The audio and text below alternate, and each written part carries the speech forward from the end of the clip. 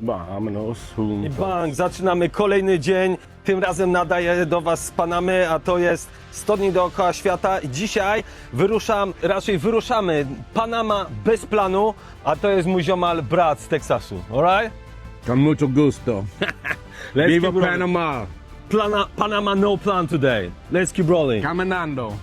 This way? Allá. Yeah, okay. Y a la derecha.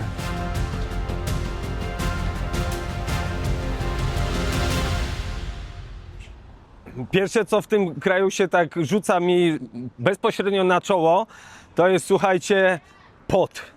Tak, widzicie, nie niosę dzisiaj na głowie czapki, bo się po prostu nie da. No, klimat, kto był w jakichś takich krajach z wysoką wilgotnością, no to jest bardzo podobnie jak na Malediwach, czy w jakiejś Tajlandii gdzieś, czy w Tanzanii, na Zanzibarze. Bardzo podobna pogoda.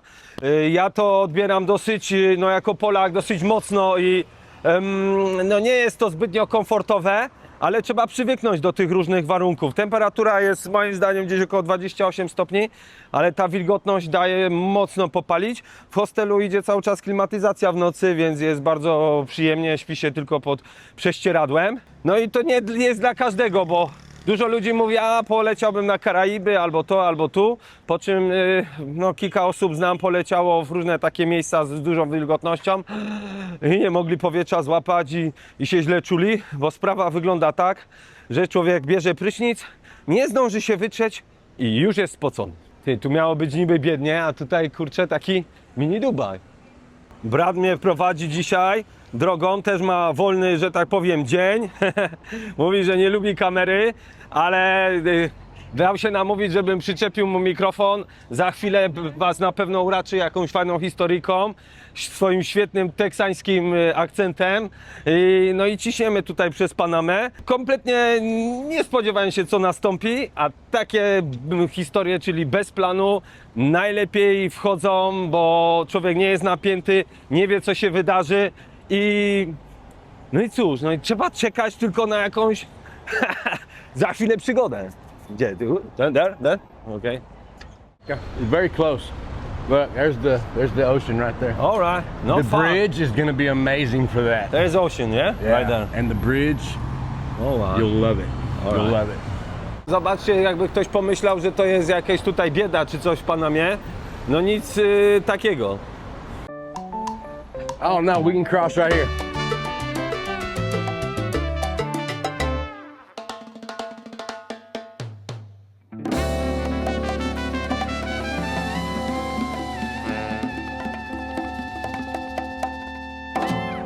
Ale tu kolorowo, barierki na czerwono, tak żeby chyba nikt się tutaj nie zgubił.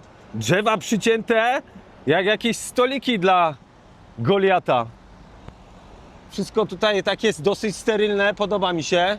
Zupełnie inny świat niż to, co widziałem w takim chociażby Ekwadorze czy w Peru. Brat nas ma tutaj gdzieś poprowadzić wzdłuż wybrzeża aż do chyba Starego Miasta.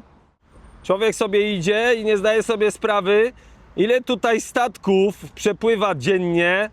No, chyba nie muszę mówić którędy. Przez słynny kanał panamski, który znajduje się, no, chyba gdzieś tam. Jak będzie szansa, to oczywiście tam podejdziemy i sprawdzimy, jak to wygląda bezpośrednio. Co mi tu trąbi, kurde, jak wywiadu udzielam, no. It's nothing like in Ecuador or Peru. Nothing like many countries in Latin America. It's very clean in Panama City, very secure. The And police, the military are nice, the people are nice. You have no problems. These are like-minded people exercising, walking, running, riding their bikes. That's good for the brain, good for the body. You know, bad people don't do this. Yeah. Oh, Only good people do this. This was made so good people could have a better life. That comes from the heart.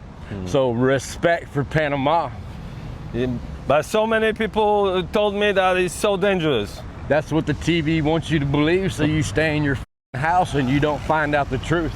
The only way you find out the truth is to leave your home and to travel and to talk to people, and then you realize that the TV's not real and movies aren't real, and there's good people all over planet Earth that are being held down by people that want us to be held down. Control. It's control and manipulation. If you're scared, you don't fight. It's time to fight. It's time to learn. It's time to evolve. We could overtake that overnight. When we unite, it's easy. But you think it is not possible. It's possible. Yeah, you just to, like you said, get out of the bed and check for yourself. Get out of the f***ing bed. Go for a walk. Quit being scared. Peligro no existe. Oh, it's so nice here. Yeah. Very well maintained, those trees and the pathway. You always see people cleaning. Always. Wow, Always. over there. That doesn't exist in other countries. They're proud of what they've done. They're proud of how much they've accomplished, and they're gonna take care of it. This is proof right here. This is what the people wanted. This is what the people need, and look how clean it is. Look, I just threw trash away. I didn't throw it down on the ground. Yeah. And here's proof. Here's proof right here. Hard-working people. The locals, the indigenous are hard-working people. They're not beggars and prostitutes. W jednej minucie czuję się po prostu jak w piekarniku, a w drugiej minucie, kiedy przychodzi taka fajna morska bryza i wiaterek, to jest po prostu błogość. No, jest fajnie, tylko trzeba wybrać sobie ten odpowiedni moment. No i po raz kolejny to podróż mi udowadnia, że no, żeby dobrze się w jakimś miejscu czuć, to od razu trzeba wskoczyć na pełną akceptację tego, co jest, jakichkolwiek warunków się znajduje. Jeśli chodzi o pogodę, o ludzi, o spanie, no jest jak jest. Albo z tego korzystam, albo będę siedział i marudził. Wow, ale fajnie. Słyszałem, że w Miami też tak jest. So you need to get used to it, to this humidity and Acclimate. acclimate, yeah. Just go for a walk, be hot, be miserable, and in a few days you'll be fine. All right. In a few days you'll actually like it. Yeah? Yeah. Okay. Yeah. Sounds great. Yeah. Tutaj panowie działają. dangerous it is here.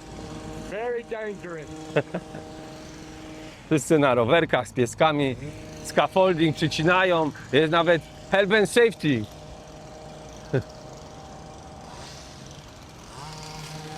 Oh Brad, so what does it mean malo?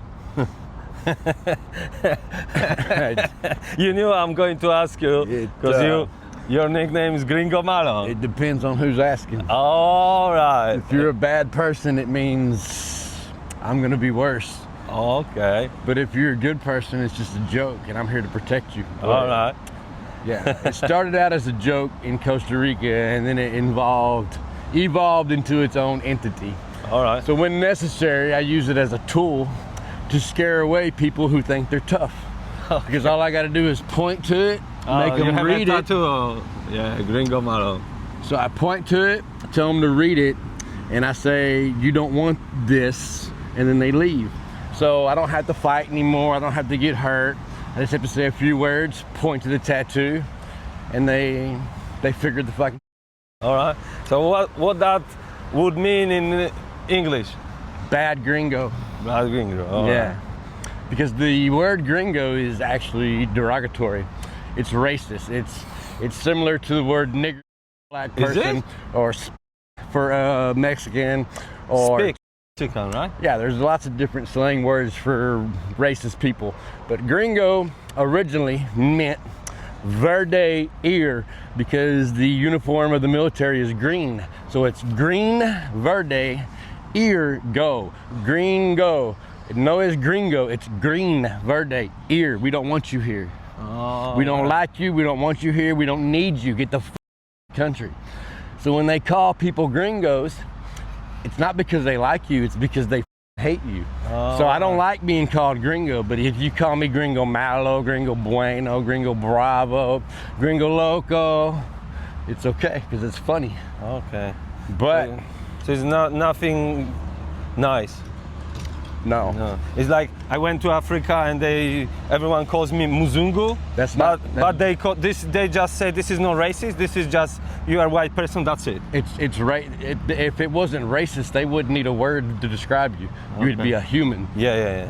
No, it's racist. Anybody that says they're not racist is a liar. Everybody is a little bit racist. If you're white, go live in a black neighborhood. No, you don't want to, you're racist. So everybody has a little bit of it in them. Yeah. But in Not Latin many culture, people, admit it. no, because they're scared. They don't like the truth. Humans hate the truth. They don't want to look in the mirror and realize how they are. Because if you do that, you have to change, or you're just a piece of shit. People don't want to change. People don't want to look at themselves. They want to blame everybody else for their problems. Just like all of Latin America blames Trump and the United States. But it's not Trump's fault that people lack education. It's not Trump's fault that people in Latin America don't have both parents. It's not Trump's fault. It's the culture. So we got to take accountability, quit pointing the finger, look in the mirror and change. And it's tough. It's not easy. But if you don't do that, you're basically just wasting your time on planet Earth and you're holding back humanity. So it's not my fault. Not my fault. You mentioned that pointing finger at someone, and years ago a friend of mine, told me this: if you point a finger at someone, those three are pointing you. So you better, Exactly. correct yourself. It's and probably then, your fault. yeah. Yeah. And once you realize that, you have freedom. Until then, you're locked in a cage. You're a prisoner of your own thinking, and your thinking ain't right. Everything you think you know isn't correct. So once you get the out and start exploring and start actually learning, you'll realize how fucking stupid you are. Yeah. And then if you don't change, you deserve to be where you are. And you don't have the right to speak your mind or have a fucking opinion. If you don't get the fuck and change, shut the because your opinion doesn't matter. We have experience, you don't. Yeah. So your words are meaningless. Yeah, I'm pissed.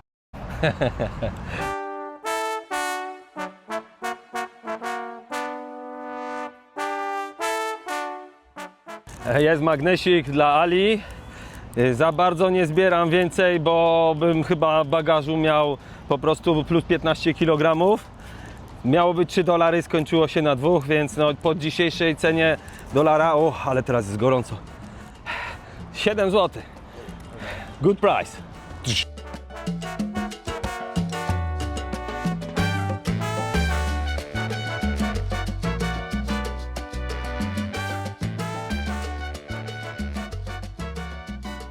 Do they bite? Yeah, they'll bite, but they're not about that. They just want food. They'll bite you if you don't have food. I would too. Okay. I'd bite your ass too if you come up here with no food. They don't bite. No, but still, you don't want to tell children that. No, yeah, I usually tell children just He's kind of a child. No. It's this kind of Cześć, doktorku. One tu podobno żyją właśnie w tych kamieniach. Siemanko. Żywią się insektami z pobliskich drzew. No i to co ludzie im tutaj dadzą do jedzenia. Tam jest drugi skubaniec. Kici, kici, kici, kici. Kici.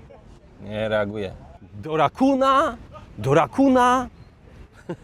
Jak to było? Do lwa! Do lwa!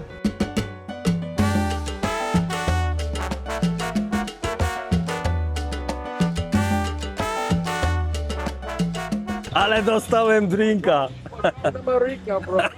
Yeah. John Patron. Muchas gracias. Okay. Cheers, brat. Yeah. Look at my drink. Super lemoniada. Yeah. Obczajcie to, mam nadzieję, że prawa autorskie tej muzyki, która w tle mnie nie wyrzuci, ale zobaczcie, jak tu się transportuje lód. Wow. That's something. I might help you. Tak tu się transportuje kawałki lodu, tu nie przyjeżdżają w kosteczkach, w woreczku, tak jak do Żabki, tylko się po prostu jedzie na paletach i z rozpędu. O. Coś się zepsuło. Cielele. Czasem dobrze jest się rozerwać fizycznie. Wracamy do Brada. Gdzie on to jest?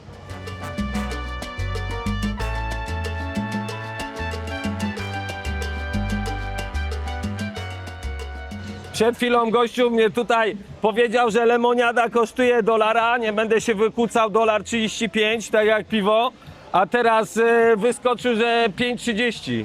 Nie, to raczej mi się nie za bardzo podoba, bo brat, no nie patrzę co on wypił, no ale 3 piwa i wodę i zapłacił $4, a ja lemoniadę zwykłą po prostu z lodem i gościu mnie po prostu przewałkował, więc to nie jest nic fajnego tu. Adios, my Adios. comprende? Yes. Thank you so much, I Brad. enjoyed the time with you, and we're gonna hang out more. Yeah, sure. Yes. Take it easy, tranquilo. Tranquilo, total. Always. Solamente. I wish you a Para good day siempre. today. Yes, sir. Enjoy. Oh, shit. Let's, This- let's do it like a man. Like a man. All right, man. Enjoy Casco You Viejo. too. See you Ciao. later, bye. Lecimy dalej. Trochę się wkurzyłem tutaj, no po prostu tą ceną lemoniady, bo co innego gościu mi pierdzielił, a co innego się później okazało. Lecimy na Stare Miasto, nie ma co tu się, że tak powiem, przejmować jakimiś rzeźmieszkami.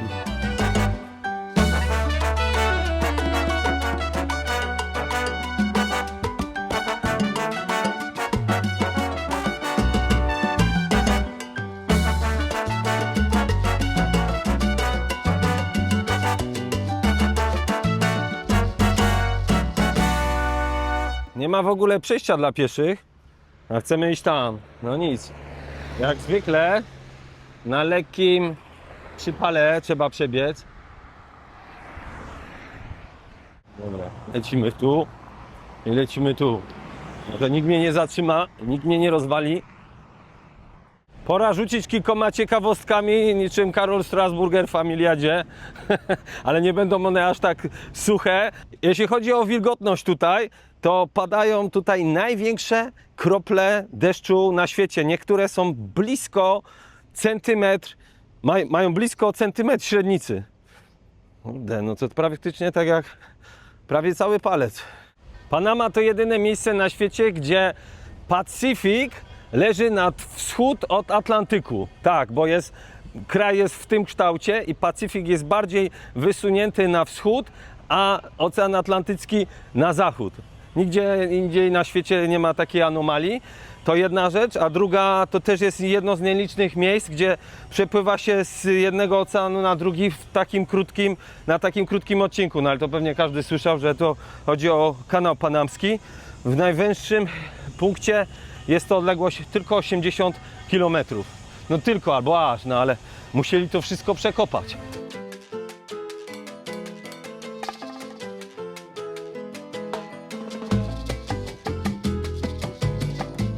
Znajdujemy się w historycznym jakby miejscu, które było założone przez Hiszpanów w XVII wieku, po tym jak wcześniej niejaki kapitan Morgan, wielki, słynny pirat, spalił starą stolicę Panamy, Panama Viejo, i Hiszpanie nie byli głupi. Założyli tutaj na takim półwyspie, wrzucę wam zdjęcie jak to wygląda z góry, jest taki po prostu półwysep otoczony wodą prawie no, z każdej strony. No prawie, no bo nie byłby półwyspem, tylko wyspo. Ale wiecie o co chodzi. I tu założyli później stolicę. I przejdziemy się tymi uliczkami. Kiedyś te uliczki były po prostu no, pełne niebezpieczeństw i to nie tak dawno, bo kilkanaście lat temu gangsterzy tu urzędowali, wszystko było rozwalone. A teraz jak widzicie na załączonym obrazku, no po prostu jest wszystko odnowione, bezpiecznie. Tak jak mówił brat cały czas do mnie, że wiele osób mówi jak tu niebezpiecznie w Panamie, żeby nie przyjeżdżać i w ogóle uciekać stąd i tak dalej. No nic bardziej mylnego, skręcimy tu, bo tu jakiś kościół jest na samym środku tego półwyspu. No i kroczę sobie spokojnie tymi uliczkami. Turystów tutaj widzę jest coraz więcej, ale też sporo lokalnej ludności po prostu mieszka tu, przechadza się, wszystko widzicie odmalowane. Nie ma jakiejś chałtury, ani po prostu no, nikt nie rzuca nożami. Przynajmniej na razie. Nie wiem, czy dane mi będzie tu wejść, no bo jestem w krótkich spodenkach, ale spróbujemy.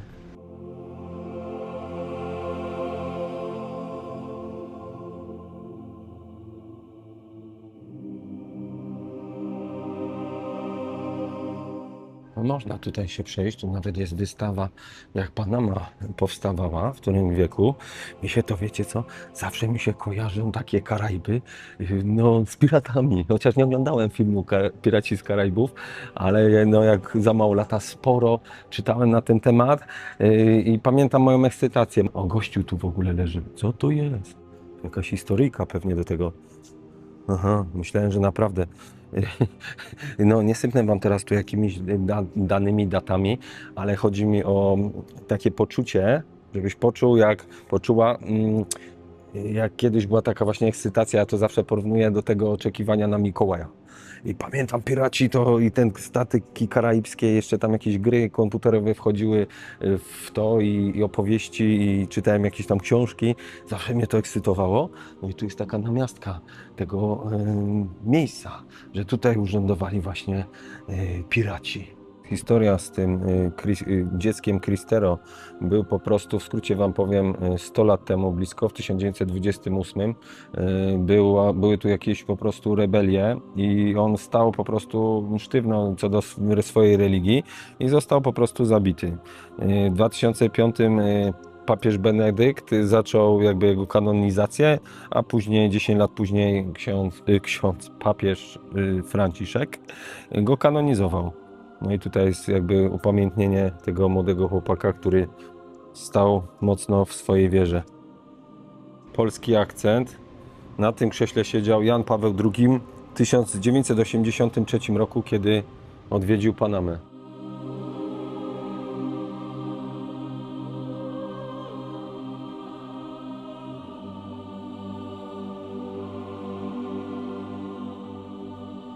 Ten krzyż po prawej, który widzicie, to jest krzyż, który został tutaj postawiony jako przypomnienie Światowych Dni Młodzieży, które odbywały się w 2020 roku, bo co 4 lata się odbywają takie Światowe Dni Młodzieży, a u nas w Krakowie było w 2016. Ja bardzo dobrze to pamiętam, bo uczestniczyłem biznesowo w tym wydarzeniu i ciekawe to było bardzo doświadczenie, bo ludzie się cieszyli, byłem pod wrażeniem, że nie potrzebowali żadnych substancji, ani piwa, ani niczego, żeby po prostu mieć świetny czas i dobrze się bawić. Nawet pamiętam, z kumplami poszliśmy pomiędzy te ogromne grupki, które tańczyły do muzyki religijnej. To było na bulwarach Wiślanych, niedaleko Wawelu. No i dołączyliśmy do nich i się ta energia nam udzieliła. Więc teraz widzę, że jest też takim trendem wśród młodych ludzi, że na przykład nie piją, a świetnie się bawią i chcą mieć imprezy w ciągu dnia, żeby jakoś zdrowia nie tracić. Niesamowite to jest.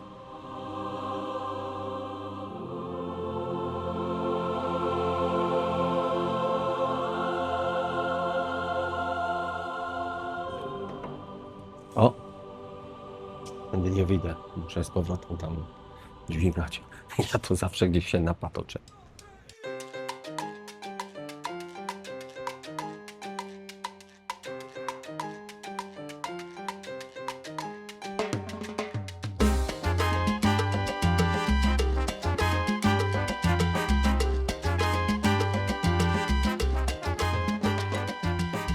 Uwielbiam takie właśnie dni bez planu, które później się same kreują. Mój kolega się długo ukrywał i proszę, poznajcie gościa, który mi opowie pewne historie dzisiaj wieczorem. Niezły, co? Są bardzo popularne tutaj takie maski diaboliczne, które są używane podczas Święta Zmarłych. No trochę to inaczej wygląda niż u nas, prawda? No, przestraszyłbym się gościa. Lecimy, co? Idzie z nami, czy nie? Nie, on tu zostaje. Ten budynek wygląda super olśniewająco odnowiony, ale tylko wystarczy, że skręcimy tutaj i można poczuć ducha prawdziwych piratów. Moje klimaty. Nie wydaje mi się, żeby tu ktokolwiek to strzegł. No tu gdzie jest wejście? Parking po prostu. Aha. Parking podziemny.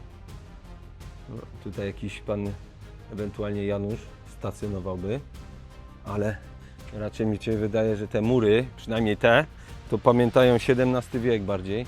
Zobaczcie, gdzie się stara Panama wita z nową architekturą.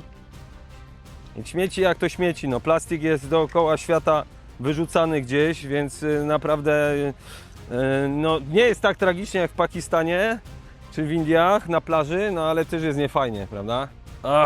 Aż się ciężko, słuchajcie, vloguje, bo normalnie pot zalewa oczy i dodatkowo jeszcze to wszystko piecze, jak człowiek się tak wyciera.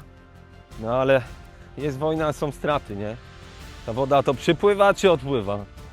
To tutaj, na tą plażę, kilkaset lat temu przybijali piraci i słynny kapitan Morgan, który podbił stolicę Panamy, po czym Hiszpanie założyli tutaj w tym miejscu, tam była stara Panama, przepraszam, w tym miejscu założyli nową stolicę, która było po prostu łatwo im bronić. Chyba jest przypływ, bo coś tam wody przybywa. No, sprawdźcie tutaj. Gdzie my to wbijamy? No jest jakaś czapla. Co to tam, kurde, biega? Halo? Dobra. No, to są moje klimaty. Tak. Tu się leje na głowę. Nie ma tu jakichś szczurów morskich? Czy czegoś? No, trochę klimat taki spooky. Zdążę chyba wyjść stąd, zanim przypływ zrobi tutaj odpowiedni progres. Jak wam się to w ogóle podoba? Dajcie jakieś komentarze, słuchajcie, bo bez komentarzy to człowiek może usnąć na tym YouTubie. Dzięki wielkie. Z tej strony zupełnie inna perspektywa. Na pewno ludzie, którzy sobie siedzą tam i mieszkają, no mają fantastyczny tutaj widok. Przecież tu jest wielki most, zaraz o nim powiemy. Ale te filary to naprawdę no, pokazują... O! Tutaj już wszedł na wodę. Jaki tutaj jest po prostu wysoki przypływ na kilka dobrych metrów. Jedno jest pewne, nikt tutaj nie łazi oprócz mnie. Doszliśmy właśnie do końca tej plaży. Sporo ptaków tu coś dziubie. Ło, ale fajnie. Naprawdę tu można poczuć taki klimat piratów, no. Aż chyba z wrażenia, jak wrócę do Polski, to nadrobię z córką całą serię Piratów z Karaibów. Znowu się robi gorąco. Dobra, lecimy dalej.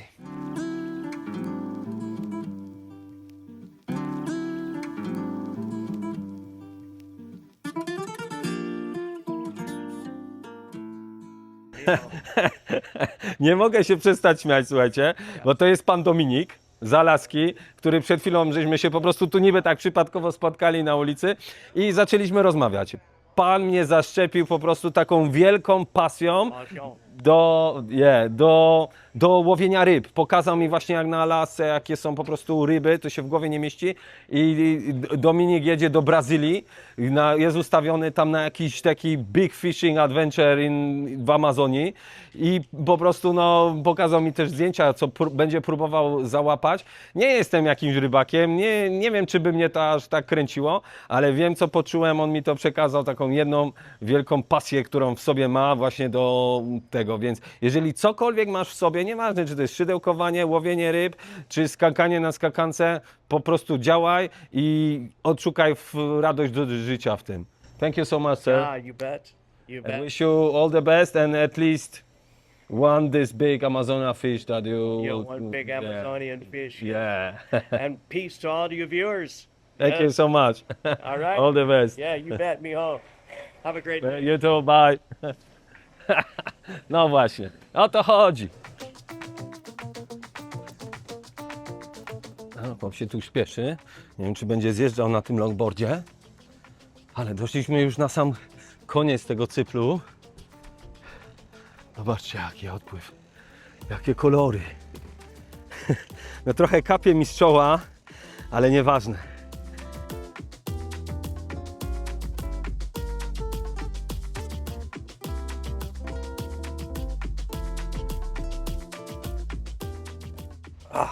Trzeba się wydostać teraz z tego starego miasta i za chwilę przeskoczyć w jakąś nową... Ojojo, jakie tutaj są, słuchajcie, jakieś historyczne mury. Czujecie ten klimat piratów teraz? Albo Hiszpanów. Ta cegła na 100% ma co najmniej 300 lat albo i więcej. Jakieś pozostałości po jakimś kościele? Ale to nie trzeba być jakimś super inteligentnym, żeby się kapnąć. Więc co, tu można wejść? Tu chyba była stara brama do miasta.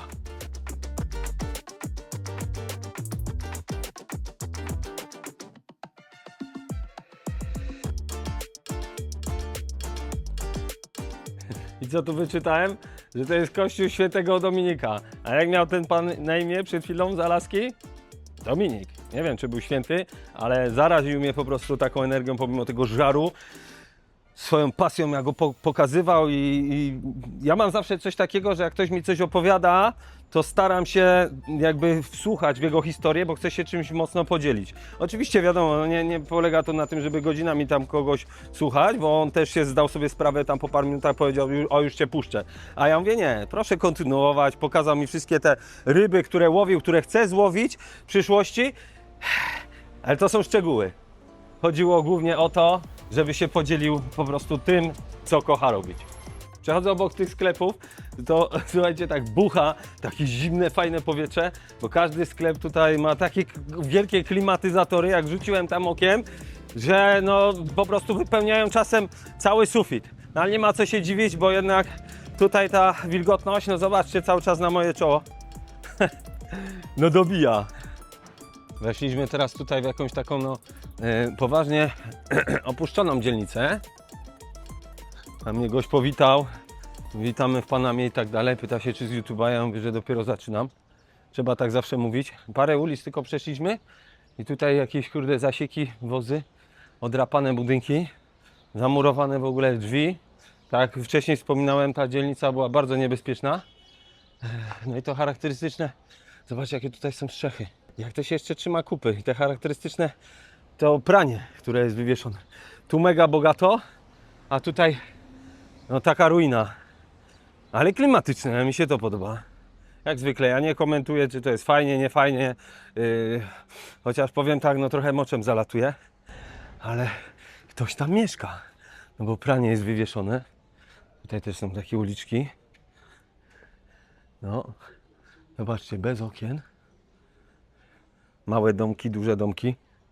Nie wiem, którędy tu ja mam skręcić, ale gdzieś dojdę. Tam też jest na klimacie takie, tylko zobaczcie, jeden budynek super nowoczesny, a drugi ledwo co się tam trzyma. I tutaj tak samo. Po lewej pięknie, a po prawej też pięknie, tylko inaczej. Ale fajne. To mi się dużo bardziej podoba niż tamte jakieś odnowione takie chaty, które ociekają złotem i dolarami. To ma swój tutaj charakterystyczny, niepowtarzalny klimacik. Mega tak jakoś przyjemniej moim zdaniem, nie jest tak sztywno, chociaż niektóre tu kamienice, co druga jest jednak odnowiona. Stoją też, widzicie, rozsypane, puste jakieś, ale to, no pięknie to wygląda, prawda? Chociaż tylko jak widzicie są same fasady, front, a z tyłu chyba no, nie ma nic, bo się trzyma na jakimś tam po prostu rusztowaniu. Tak sobie tutaj spokojnie życie płynie. Panowie tu siedzą, ja prawie jak na ranczu, w różnym wieku, różne mają pewnie tematy, chociaż bez piwerka. O, znowu na przypale.